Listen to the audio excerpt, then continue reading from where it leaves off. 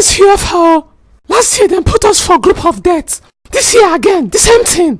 Wetin dey worry these people for head? E be like say them no want us again. Them want make we die comot. That one no go fit happen. The greatest of all goats dey here. In short, these people don't vex me. You see this season, ba? We must to carry Champions League. Them they mad. Every time group of death. Na death go kill UEFA. Nonsense. I swear something dey worry UEFA for head though. Of all the stubborn teams wey them see to give us, na Atletico. The most stubborn of them all, na him dem give us. Them no see Club Brugge abi Dynamo Zagreb give us. Na Atletico them see.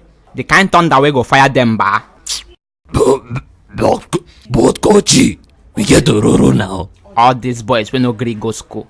You think say Ororo na God? You know see wetin happen last season? Both Ororo and Messi comot for Champions League in a very foolish manner. Una think say Ororo plus Juventus dey equal to Champions League? Na Momones go kill una. If una like, make una too depend on Ororo. Na Bulala I go use peel all of una yash. Una know say I no fit flog am, so even if him mess up for pitch, na una go chop the cane for am. Ope, you ever don't try for us? Now so wash we go wash all these teams. Boys, Sir? We need to come up from this group with 18 points so that we go chop all the winning bonus money. Now why you no go ever carry Champions League be this? Every time you go dey bribe UEFA, make them put you for nonsense group.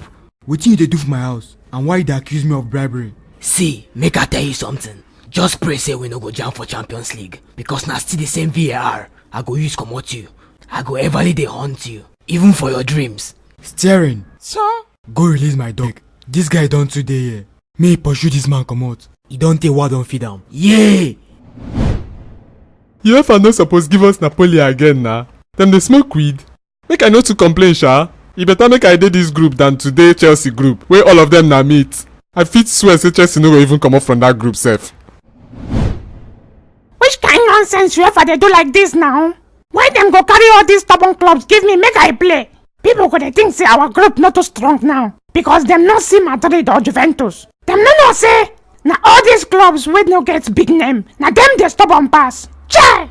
Boys! Sir? Una don see the kind wickedness UEFA don dey do ba? See all these teams wey them give us.